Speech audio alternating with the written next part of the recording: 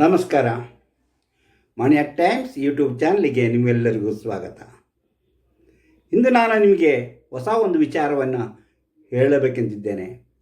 ಅಂದರೆ ಹೊಸದಾಗಿ ಯಾರು ಉದ್ಯಮವನ್ನು ನಡೆಸ್ತಾರೋ, ವ್ಯವಹಾರ ನಡೆಸ್ತಾರೋ ಅವರಿಗೆ ಈ ಕಾರ್ಯಕ್ರಮ ತುಂಬ ಉಪಯೋಗವಾಗುತ್ತದೆ. ಯಾರು ವ್ಯಾಪಾರ ವ್ಯವಹಾರ ನಡೆಸಬೇಕಂತಿದ್ದಾರೋ ಅವರಿಗೆ ಈ ಕಾರ್ಯಕ್ರಮದಿಂದ ತುಂಬ ಉಪಯೋಗವಾಗುತ್ತದೆ. ಆದ್ದರಿಂದ ಈ ಕಾರ್ಯಕ್ರಮವನ್ನು ಆರಂಭದಿಂದ ಕೊನೆಯವರೆಗೂ ನೋಡಿ. ಇದು ನಿಮಗೆಲ್ಲರಿಗೂ ಇಷ್ಟವಾಗುವಂಥ ಕಾರ್ಯಕ್ರಮ.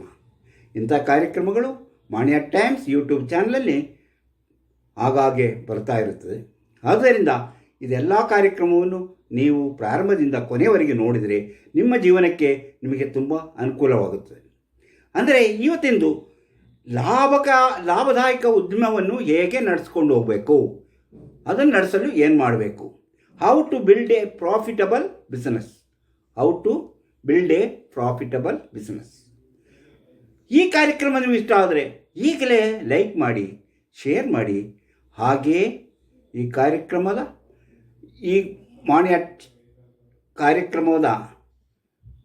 ಮಾಣಿಯ ಟೈಮ್ಸ್ ಯೂಟ್ಯೂಬ್ ಚಾನಲನ್ನು ಯಾರು ಇನ್ನೂ ಸಬ್ಸ್ಕ್ರೈಬ್ ಮಾಡಿಲ್ವೋ ಅವರು ಸಬ್ಸ್ಕ್ರೈಬ್ ಮಾಡಿ.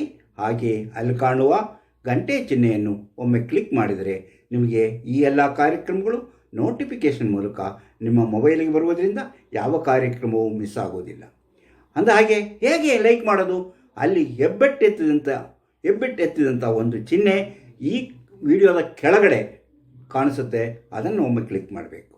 ಹಾಗೆಯೇ ಅಲ್ಲಿ ಅದರ ಪಕ್ಕದಲ್ಲೇ ಬರೆದಿರ್ತಾರೆ ಸಬ್ಸ್ಕ್ರೈಬ್ ಅಂತ, ಅದನ್ನು ಒಮ್ಮೆ ಒತ್ತಿದರೆ ಅವು ಸಬ್ಸ್ಕ್ರೈಬ್ ಮಾಡ್ದಂಗೆ ಆಗುತ್ತೆ.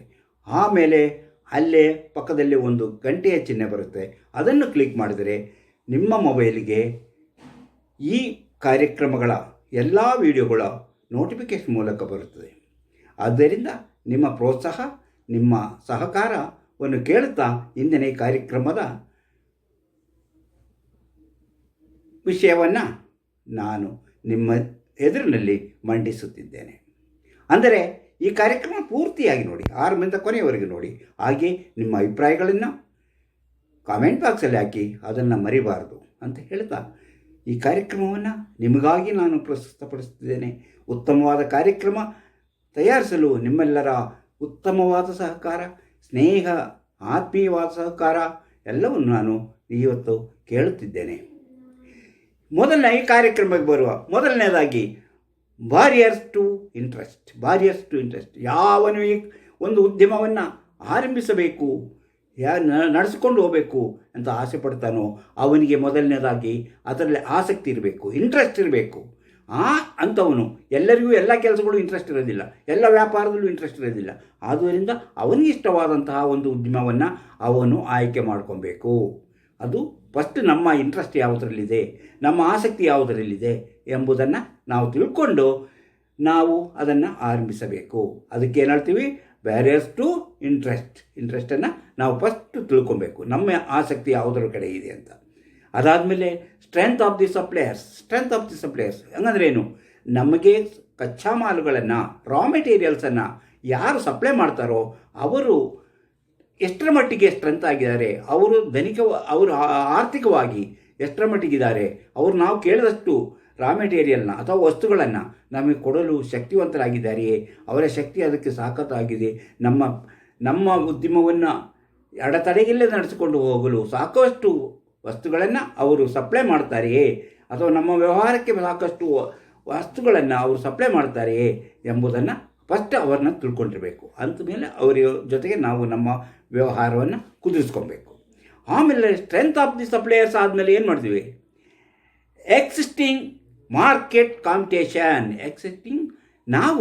ನಾವು ತಯಾರಿಸ್ತಿರೋ ವಸ್ತುವಿನ ಅಥವಾ ನಾವು ಮಾಡ್ತಿರೋ ವ್ಯಾಪಾರಕ್ಕೆ ನಮಗೆ ಕಾಂಪಿಟೇಟರ್ ಯಾರಿದ್ದಾರೆ, ಈಗಿರುವ ಕಾಂಪಿಟೇಟರ್ ಯಾರು, ಮುಂದೆ ಬರಬಹುದಾದ ಕಾಂಪಿಟೇಟರ್ ಯಾರು ಎಂಬುದನ್ನು ನಾವು ತಿಳ್ಕೊಬೇಕು.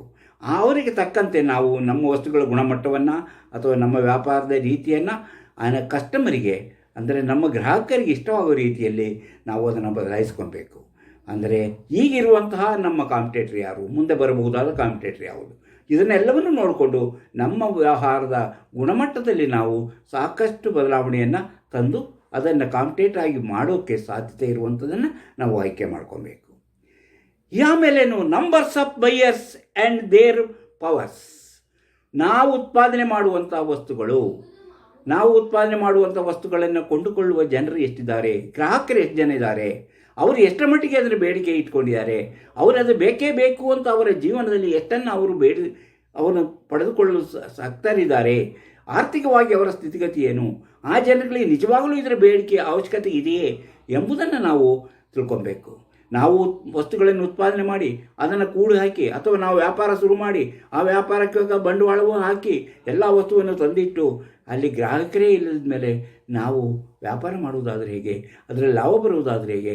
ಆದ್ದರಿಂದ ಯಾವತ್ತು ನಾವು ನಮ್ಮ ಗ್ರಾಹಕರು ಎಷ್ಟು ಜನ ಇದ್ದಾರೆ, ಅವರ ಶಕ್ತಿ ಏನು, ಅವರ ಆರ್ಥಿಕ ಸ್ಥಿತಿಗತಿ ಏನು, ಅವರು ಕೊಳ್ಳುಕೊಳ್ಳುವಂಥ ಶಕ್ತಿವಂತರೇ ಅಥವಾ ಸಾಲ ಮಾಡಿಕೊಂಡು ಹೋಗಿ ಸಾಲವನ್ನು ಅವರು ವಾಪಸ್ ಮಾಡದೇ ಇರುವಂಥ ಜನರೇ ಎಂಬುದನ್ನು ನಾವು ತಿಳ್ಕೊಂಡು ನಮ್ಮ ಉದ್ಯಮವನ್ನು ಅಥವಾ ನಮ್ಮ ವ್ಯಾಪಾರವನ್ನು ಆರಂಭಿಸಿದಾಗ ಅವರಿಂದ ನಮಗೆ ನಮ್ಮ ಉತ್ಪಾದನೆಯಿಂದ ಅವರು ಕೊಂಡುಕೊಂಡು ನಮಗೆ ಹೆಚ್ಚಿನ ಲಾಭವನ್ನು ಪಡೆಯಲು ಸಾಧ್ಯವಾಗುತ್ತದೆ.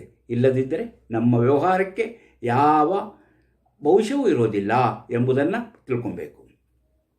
ಇದಾದ ಮೇಲೆ ಏನು, ಟ್ರೀಟ್ ಸಬ್ಸ್ಟೆನ್ಸಸ್ ಅಂದರೆ ನಮ್ಮಲ್ಲಿರುವಂತಹ ನಮ್ಮ ಗುಣಮಟ್ಟವನ್ನು ಅವರನ್ನು ನಮ್ಮ ಗ್ರಾಹಕರಿಗೆ ನಾವು ಸರಿಯಾದ ರೀತಿಯಲ್ಲಿ ಸ್ಪಂದನೆ ಕೊಡಬೇಕು. ಅವರನ್ನು ಸರಿಯಾದ ರೀತಿಯಲ್ಲಿ ನಮಗೆ ಸಹಾಯ ಮಾಡುವಂತಹ ಅದಕ್ಕೆ ಬೇಕಾದಂಥ ಜನಗಳನ್ನ ನಾವು ಸರಿಯಾದ ರೀತಿಯಲ್ಲಿ ನೋಡ್ಕೊಬೇಕು. ಅಂದರೆ ಟ್ರೀಟ್ ಸಬ್ಸ್ಟೆನ್ಸಸ್ ಅಂದರೆ ನಮ್ಮ ಜೊತೆಗಾರರಿಗೆ ನಾವು ಸರಿಯಾದ ರೀತಿಯಲ್ಲಿ ಅವರೇ ಬೇಕಾದ ಸೌಲಭ್ಯಗಳನ್ನು ಮಾಡಿಕೊಟ್ಟಾಗ ಈ ಜನರು ನಮ್ಮ ಕೆಲಸ ಕಾರ್ಯಗಳಿಗೆ ಸಹಕಾರ ನೀಡುತ್ತಾ ನಮ್ಮ ಜೊತೆಯಲ್ಲಿ ಅವರು ಬೆಳೆಯುತ್ತಾ ಅವರು ಸಹ ನಮ್ಮ ವಸ್ತುಗಳನ್ನು ಸಪ್ಲೈ ಮಾಡೋಕ್ಕೆ ಸಾಧ್ಯವಾಗುತ್ತದೆ. ಈ ವಿಷಯವನ್ನು ನಾವು ಮನಸ್ಸಲ್ಲಿ ಇಟ್ಟುಕೊಂಡು ನಾವು ವ್ಯವಹಾರವನ್ನು ನಡೆಸಬಹುದು. ಹೀಗೆ ನಡೆಸುವುದರಿಂದ ನಮ್ಮ ವ್ಯವಹಾರ ಸಾಕಷ್ಟು ಮಟ್ಟಿಗೆ ಲಾಭದಾಯಕವಾಗಿ ಮುನ್ನಡೆಸಿಕೊಂಡು ಹೋಗಲು ಸಾಧ್ಯವಾಗುತ್ತದೆ. ಇಲ್ಲದೆ ನಾವು ಈಗ ಹೇಳಿದಂತಹ ಬಾರಿಯರ್ಸ್ ಟು ಇಂಟ್ರೆಸ್ಟ್, ನಮಗೆ ಇಂಟ್ರೆಸ್ಟೇ ಇರಬೇಕು. ಇಂಟ್ರೆಸ್ಟ್ ಇಲ್ಲದೆ ನಾವು ಇದನ್ನು ನಡೆಸುವುದರಿಂದ ಯಾವ ಉಪಯೋಗವೂ ಇಲ್ಲ. ಅದೇ ರೀತಿ ಸ್ಟ್ರೆಂತ್ ಆಫ್ ದಿ ಸಪ್ಲೈಯರ್ಸ್ ಅಂದರೆ ನಮಗೆ ಕಚ್ಚಾ ಮಾಲುಗಳನ್ನ ಅಥವಾ ನಮಗೆ ವ್ಯಾಪಾರಕ್ಕೆ ಬೇಕಾದ ವಸ್ತುಗಳನ್ನು ಒದಗಿಸುವಂಥ ವಸ್ತುಗಳು ಅವರು ಸಾಕಷ್ಟು ಆರ್ಥಿಕವಾಗಿ ಸದೃಢರಾಗಿರಬೇಕು. ನಾವು ಕೇಳಿದಾಗಲ್ಲ ನಮಗೆ ವಸ್ತುವನ್ನು ಕೊಡುವಂಥ ಒಂದು ಪರಿಸ್ಥಿತಿಯಲ್ಲಿ ಅವರು ಇರಬೇಕು. ಮೂರನೇದಾಗಿ ಎಕ್ಸಿಸ್ಟಿಂಗ್ ಮಾರ್ಕೆಟಿಂಗ್ ಕಾಂಪಿಟೇಷನ್, ಮಾರ್ಕೆಟಲ್ಲಿರುವಂತಹ ನಮ್ಮ ಪ್ರತಿಸ್ಪರ್ಧಿ ವ್ಯಾಪಾರದವರು ಯಾವ ರೀತಿಯ ವಸ್ತುಗಳನ್ನು ಕೊಡುತ್ತಾರೆ, ಅವರನ್ನು ಜನಗಳು ಯಾವ ರೀತಿ ನೋಡ್ಕೊಳ್ತಾರೆ ಎಂಬುದನ್ನು ತಿಳ್ಕೊಂಡು ನಮ್ಮಲ್ಲಿ ನಮ್ಮ ಗುಣಮಟ್ಟದಲ್ಲಿ ನಾವು ಮಾರ್ಪಾಟುಗಳನ್ನು ತಂದು ನಾವು ಅವರಿಗಿಂತ ಉತ್ತಮವಾದಂತಹ ಗುಣಮಟ್ಟದ ವಸ್ತುಗಳನ್ನು ಕೊಡಲು ನಾವು ಪ್ರಯತ್ನಿಸಬೇಕು. ಅದೇ ರೀತಿಯ ಬೆಲೆಯಲ್ಲೂ ಸಹ ನಾವು ಹೆಚ್ಚು ಕಡಿಮೆ ಅದನ್ನು ಮಾಡ್ಕೊಳ್ತಾ ಇರಬೇಕಾಗುತ್ತದೆ. ಹಾಗಿದ್ದಾಗ ಮಾತ್ರ ನಾವು ಲಾಭದಾಯಕವಾಗಿ ಇದನ್ನು ನಡೆಸ್ಕೊಂಡು, ಮತ್ತು number of buyers and their power, ಎಷ್ಟು ಜನ ಗ್ರಾಹಕರಿದ್ದಾರೆ, ಇದು ನಾವು ಉತ್ಪಾದನೆ ಮಾಡುವಂಥ ವಸ್ತುಗಳು ಅಥವಾ ನಾವು ವ್ಯಾಪಾರಕ್ಕೆ ಎಷ್ಟು ಜನ ಗ್ರಾಹಕರು ಸಿಗ್ಬೋದು, ಆ ಗ್ರಾಹಕರ ಆರ್ಥಿಕ ಸ್ಥಿತಿ ಏನು, ಅವರು ಯಾವ ರೀತಿ ಅದನ್ನು ಮಾಡ್ತಾರೆ ಎಂಬುದನ್ನು ಅವರು ಕೊಂಡುಕೊಳ್ಳುವಂಥ ಶಕ್ತಿಯನ್ನು ನಾವು ಮೊದಲೇ ಲೆಕ್ಕ ಹಾಕಬೇಕು, ಅಧ್ಯಯನ ಮಾಡಬೇಕು. ಮಾರ್ಕೆಟಿಗೆ ಹೋಗಿ ಅಧ್ಯಯನ ಮಾಡಿ ಅದಕ್ಕೆ ತಕ್ಕಂತೆ ನಾವು ಉತ್ಪಾದನೆಯನ್ನು ಆರಂಭಿಸಬೇಕು. ಅದೇ ರೀತಿ ವ್ಯಾಪಾರವನ್ನು ಆರಂಭಿಸಿದಾಗ ನಮಗೆ ಹೆಚ್ಚಿನ ಗ್ರಾಹಕರು ಸಿಕ್ಕುತ್ತಾರೆ, ಆ ಗ್ರಾಹಕರಿಂದ ನಮಗೆ ವ್ಯಾಪಾರ ಆಗುತ್ತೆ. ಆದ್ದರಿಂದ ನಾವು ನಮ್ಮ ಉದ್ಯಮವನ್ನು ನಾವು ಹೆಚ್ಚಿಗೆ ಲಾಭದಾಯಕವಾಗಿ ಬೆಳೆಸಲು ಸಾಧ್ಯವಾಗುತ್ತೆ. ಅದೇ ರೀತಿ ನಮಗೆ ಸಹಕಾರ ಕೊಡುವಂತಹ, ನಮ್ಮ ಜೊತೆಯಲ್ಲಿ ಬೆಳೆಯುವಂಥ, ನಮ್ಮ ಏಜೆನ್ಸಿ ಆಗಿ ಕೆಲಸ ಮಾಡುವಂಥ ಆ ಸಬ್ಸ್ಟೆನ್ಸ್ಗೆ ಟ್ರೀಟೆಡ್ ಸಬ್ಸ್ಟೆನ್ಸಸ್, ನಮ್ಮ ಅಧೀನದಲ್ಲಿರುವ ನಮ್ಮ ಏಜೆಂಟ್ರಂತೆ ನಮ್ಮ ಮಧ್ಯವರ್ತಿಗಳಾಗಿ ಕೆಲಸ ಮಾಡುವವರನ್ನು ನಾವು ಸರಿಯಾದ ರೀತಿಯಲ್ಲಿ ನೋಡಿಕೊಂಡು ಅವರಿಗೆ ನಾವು ಎಲ್ಲ ರೀತಿಯ ಸಹಕಾರವನ್ನು ಮಾಡಿದಾಗ, ಅವರನ್ನು ಸಹ ನಾವು ಸರಿಯಾಗಿ ನೋಡಿಕೊಂಡಾಗ ಅವರು ನಮ್ಮಲ್ಲಿ ಹೆಚ್ಚು ಕೆಲಸ ಮಾಡಿ ಹೆಚ್ಚು ಜನಗಳನ್ನು ನಮ್ಮ ಸಹಕಾರ ಕೊಟ್ಟು ಹೆಚ್ಚು ಲಾಭದಾಯಕವನ್ನು ನಮ್ಮ ಸಂಸ್ಥೆಯ ಲಾಭವನ್ನು ಹೆಚ್ಚಿಸಲು ಅವರು ಸಹಾಯವಾಗುತ್ತೆ. ಈ ರೀತಿ ನೀವು ಒಂದು ಸಂಸ್ಥೆಯನ್ನು ಹುಟ್ಟುಹಾಕಿ ಅದನ್ನು ಈ ರೀತಿ ಬೆಳೆಸ್ಕೊಂಬಂದು ಬರೋದಾದರೆ ನೀವು ಉತ್ತಮವಾದ ಒಂದು ಉದ್ಯಮಿಯಾಗಿ ಬೆಳೆಯುತ್ತೀರಿ, ಲಾಭದಾಯಕ ಉದ್ಯಮವಾಗಿ ಬೆಳೆಯುತ್ತದೆ. ನೀವು ಹಾಕಿದ ಬಂಡವಾಳಕ್ಕೂ ನೀವು ಮಾಡ್ತಿರೋ ಕೆಲಸಕ್ಕೂ ಶ್ರಮಕ್ಕೂ ನಿಮಗೆ ಸಾಕಷ್ಟು ಲಾಭ ಬರುತ್ತದೆ. ಈ ಕಾರ್ಯಕ್ರಮ ನಿಮಗೆ ಇಷ್ಟವಾದರೆ ಲೈಕ್ ಮಾಡಿ, ಶೇರ್ ಮಾಡಿ. ಹಾಗೆಯೇ ಇನ್ನೂ ಸಬ್ಸ್ಕ್ರೈಬ್ ಮಾಡದೇ ಇದ್ದವರು ಸಬ್ಸ್ಕ್ರೈಬ್ ಮಾಡಿ, ಪ್ರೋತ್ಸಾಹ ಕೊಡಿ. ಈ ಕಾರ್ಯಕ್ರಮ ನಿಮಗೆಲ್ಲರಿಗೂ ಇಷ್ಟವಾಗುತ್ತದೆ ಅಂತ ತಿಳ್ಕೊಂಡು ಈ ಕಾರ್ಯಕ್ರಮವನ್ನು ತಯಾರಿಸಿದ್ದೇನೆ. ಇಂತಹ ಇನ್ನೂ ಉತ್ತಮವಾದ ಮತ್ತೊಂದು ಕಾರ್ಯಕ್ರಮ ಮತ್ತೆ ಬರುತ್ತೇನೆ. ಅಲ್ಲಿಯವರೆಗೂ ನಿಮಗೆಲ್ಲರಿಗೂ ವಂದನೆಗಳು.